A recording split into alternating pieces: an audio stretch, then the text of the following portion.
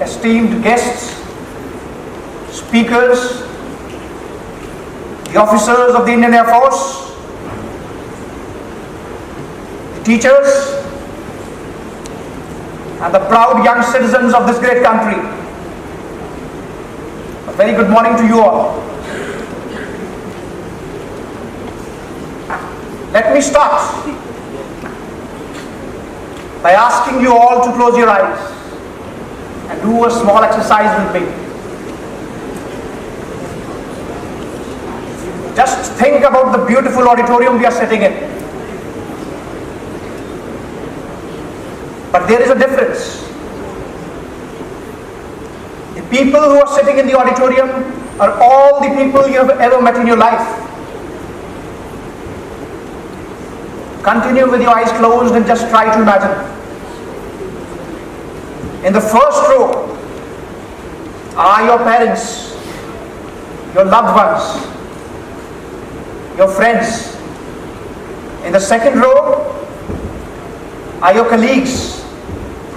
And beyond that are all the people you have ever met in your life, for even once.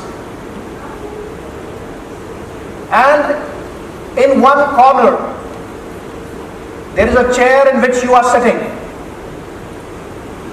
But the point is, nobody can see you. You can see everything that is happening. You can hear everything that is happening. But you are not visible to anyone. And all of a sudden, somebody comes up and starts to speak something. And you are shocked that everybody has gathered here to talk about you because you have left this world. One by one, all the people that you love and have loved you will come on the stage and share a few words about you, what kind of a person you were and what they think about you. Before you open your eyes, the only question that I would like you to think about is, what is it that you would like them to say about you? What kind of person you were that you would want all these people to discuss about you? Now you can please open your eyes. Now I will take you back to the year 1888 in the 19th century Europe. There was a very wealthy industrialist with over 100 industries, all in the field of armament, explosives. Unfortunately, in those times, the means of communication were not as strong as they are today. And in France, somehow his brother had died, but due to some miscommunications, it was perceived that that individual had died. One fine morning, he opens up a newspaper, and in the obituary section of the newspaper, he is shell-shocked to see his own photograph. But what disturbed him the most was what was written in that obituary. It mentioned Alfred Noble, the merchant of death and the person who grew rich by mutilating people and killing them, is now dead. He was shocked. Is this how people are going to remember me? Is this what I will be known for? That is the very question that we are addressing today. So he decided, he had some millions of dollars of worth, of wealth. He decided to institute what is now famously called the Nobel Prize, given in various fields, to include the sciences, peace and literature. So the question that I asked you when you closed your eyes was the same question that haunted Alfred Noble and made him to dedicate all his wealth to the institution of a prize which is now coveted as something which is in the service of the humanity. A little question to you. How many of you, when I asked you to close your eyes, imagined that you will be remembered for the number of cars, for the type of house that you have, for the number of business trips that you have, for the clothes you wear in your life? How many of you, if you can raise your hands? There are few, but hardly one or two. On the other side, how many of you imagined that people who you loved would come on the stage and say that that individual was a man of principles, was a man who stood for morals, was a man who brought happiness to us, was a man who was dear to us because he took care of us? How many of you thought about that? Quite a significant number. So this is the crux of my today's topic, the art of public service. When I talk about public service, I am not at all confining myself to bureaucracy, to the governance, to the politics. Not at all. I am talking about the holistic meaning of the public service. Public service in terms of serving our brothers and sisters, serving our country, serving the world, serving the ones who are in need, and not just following the bureaucratic procedures. Not just about that. A little bit about myself. I've been brought up in a very small but a beautiful town called Lucknow. It is situated on the bank of River Chenab. I was brought up with an upbringing that made me believe that the purpose of my life, the meaning of my life, is to serve my country. But as a child, I was not sure how to do it, because serving the country is something that most of us would want to do. That was the only thing that was clear. And now as I look back, I have served for about a decade in the Indian Army. I am on the cusp of serving the country in another uniform. But still I am not clear what are the various things that I am going to do. The only commitment that I have with myself is to serve the people, to serve the country, to serve the world in whatever way possible. I feel like a homecoming when I entered today morning in the cantonment, because it's been quite a while. I've seen the uniform. And I would like to share a few lessons of the training, which I'm sure the officers sitting here would also agree with me.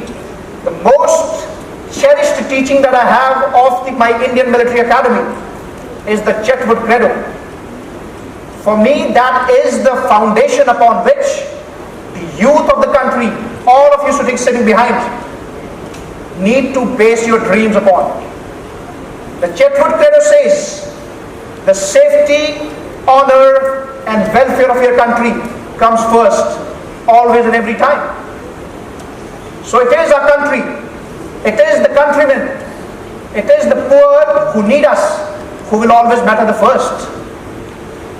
Then the Chetwood Credo says, the safety, honor, and welfare of the men you command comes next.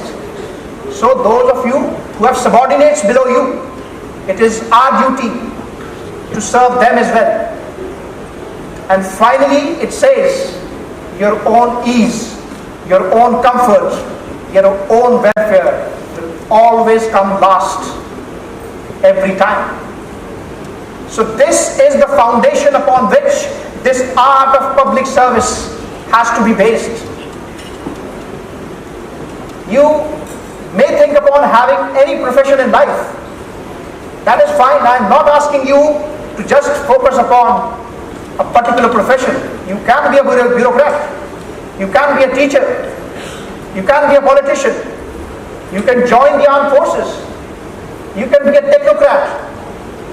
But the basic inspiration and the motivation behind finding that meaning of life should always be service to the humanity.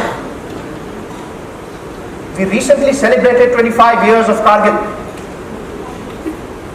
What better lessons do we have than looking at the brave armed forces personnel? 1999, a 24-year-old boy who was no longer a boy, he had already become a man. He had already become a man. In the face of death, he did not think about himself. He charged onto the enemy because he had only one aim in life: to defend the borders, to defend the integrity of the country, to defend the safety of the country. I'm talking about Captain Manoj Pandey. Here I'm reminded of the famous quote that we often quote in the military. He said, "If death strikes me before I prove my blood," just listen to this, "if death strikes me before I prove my blood, I promise myself I will kill death." Even death did not deter him to serve the country, to serve the uniform, and to serve the passion that he had. So such is the rich tradition that we have from our country, from our ancestors. And when we talk about public service, when we talk about serving the motherland, when we talk about serving the people of the country, we should have no second thoughts. Moving on from the defense, now I would just mention a little bit about the philosophical insight into the art of public service. This has been debated since eternity, that what is the meaning of life? What constitutes a good life, a meaningful life? We can have varying perceptions about that. For somebody it can be X, for somebody it can be Y. But the broad discussions that have taken place over the last 2000 years of human history, right from the times of Socrates, have been that to find meaning in life is to find meaning in the happiness of others, to find meaning in the service of others. That is the bottom foundation, that is the crux when it comes to the philosophy of finding meaning in life. A famous existential philosopher, Martin Heidegger, he talks about having an authentic existence. It is a very technical term when I talk about authentic existence, but in layman's language, if we understand it, it means taking up your goals, taking up your principles, and then being answerable to yourself, being responsible for those goals, for the vision that you have. Let me tell you, if you are not going to help anyone, if you are not going to serve anyone, nobody is going to question you. But then I would like to take you back again to the initial question with which I began. What would you like people to remember you for? What is it that people, your own children, your grandchildren will remember you for? That is the question that will always be haunting us. Aristotle, another great philosopher, gave a very important concept called entelechy. The word entelechy means that inner urge to be the best version of yourself. Finding that cause, finding what you are made for. Again, we are talking about the holistic meaning of public service and not restricted to one particular profession. When I talk about professions, I am reminded of a great quote by Martin Luther King, the former President of the United States of America. He told us in one of the famous speeches that I am a little afraid that when we talk about the profession, most of us will gauge the profession by the index of our salary and the wheelbase of the car, but not by the quality of the service that we do to humanity. This is the question that we need to ponder about. The art of public service and the role of youth. Young people sitting behind today, just remember that the future wants you to take responsibility, because we belong to a country which has a rich tradition. We cannot do injustice to the years of hard work.